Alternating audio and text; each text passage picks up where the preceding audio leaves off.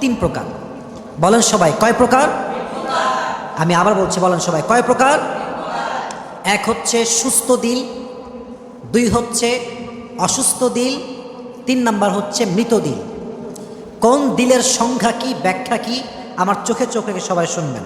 সবাই তাকবীর দেন, লিল্লাহি তাকবীর। সুস্থ দিল কি?